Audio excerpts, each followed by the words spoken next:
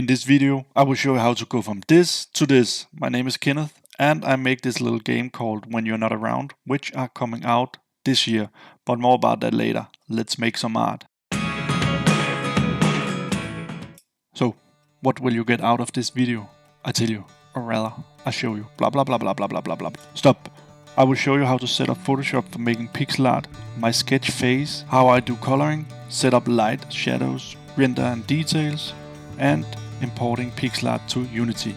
And finally, some stuff about the game I make. Are you ready? Let's go! Before starting this project, I've never been doing any pixel art. So the first thing was to make my own 1 pixel brush. You can get it in the link down in the description. It's also very easy to make. But when making pixel art, I would recommend using the pencil tool instead of the brush tool. It behaves quite differently and gives you a nice clean line. Here I show you another thing you need to be aware of in Photoshop, which we can easily solve. When scaling your artwork, it will become blurry, which we don't want. So go up in your interpolation tab and choose nearest neighbor. This will keep the crispness of your artwork. My sketches are always super rough, and I try not to go too much into details because things change so fast in this phase. Even if you're a seasoned artist, these things slips and you find yourself painting for hours on that little rock in the corner of your canvas. But what a beautiful little rock you have created. But that's not the point. When I started making my game, I needed to decide a perspective, going isometric, side scroller, or top down. Sometimes games mix these perspectives. In my case, this game is viewed from the side, so assets with little to no perspective in them. Perspective, composition, and focal point are strongly tied together. Which angle does we see things from? How is the element placed? Why are they placed like that? And what is the most important thing we want to show in the scene? These three pillars are connected and will often go hand in hand with each other.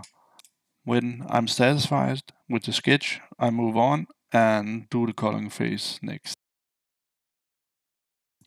I often start with the basic flat colors or grayscale, depending on what I'm making. I already made a little color palette, as you can see, with some colors I've used before in other scenes, but it normally takes me some time before I find the right set of colors to work with. I often tend to use the Adobe Color website, which has a bunch of color palettes that you can mix and match. You can also make your own. It's a great website, so please check it out. But why did I choose these colors? So it's winter around this time in the game, and I wanted the scene to feel a bit cold with a lot of blues. But I wanted to add some complementary colors, so a warm background with the sun going down slowly that could cast some warmer tones on top of the cold ones and add some lovely, vibrant, interesting looking visuals to the scene. I often go from darkest in the foreground to lighter and lighter because of atmospheric fog. Not everything have the same saturation. Your eyes also needs to rest so you get a chance to explore things. If there is too many highly saturated things going on, everything will fight for your attention. After basic coloring, I begin to add light and shadow areas. First, by adding some highlights from the sun hitting the different surfaces. After that, I add bigger brushstrokes of lighter tones across the canvas, and automatically the darkest areas is now my shadows. I could add another layer only for the deep shadows, but I like to keep it simple for this style. Everything is still very rough at this stage, which is intended, and I'm not zooming in at any point. In part of every process, pixel art, vector art or painting, keeping it rough while establishing the core fundamentals, I think is the most important part of any process. This is where you find out if your piece makes or break it. As you can see, I'm cheating a bit here, but don't worry, I'm not using AI.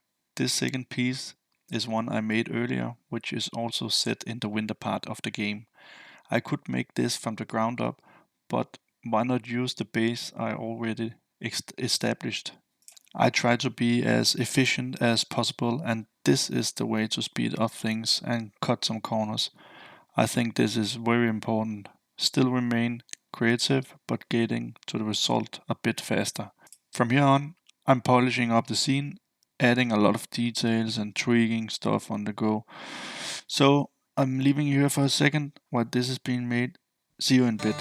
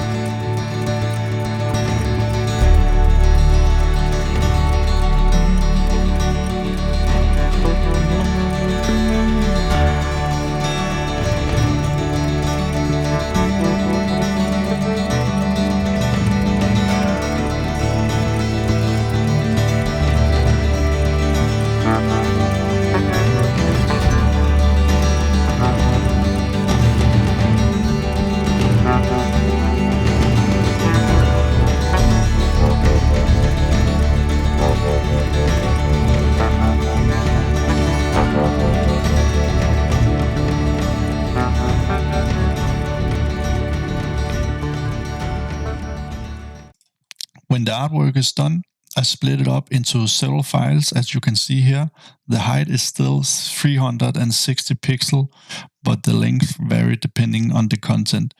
You can export as a PNG, but you can also use Photoshop files as I do here.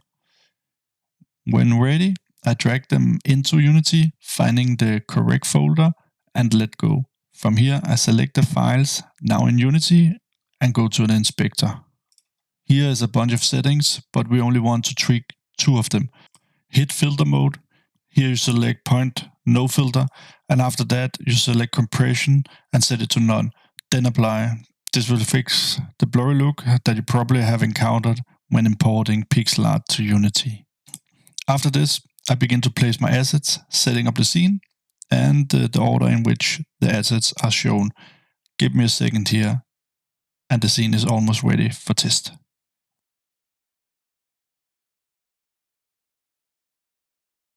And the scene is done, or almost done. There's some smaller tweaks here and there, but yeah, it's getting there. So if you are still here with me, thank you for that, and thanks a lot for watching. It means everything to me. Feel free to give this video a like or comment. I would really appreciate that. See you around.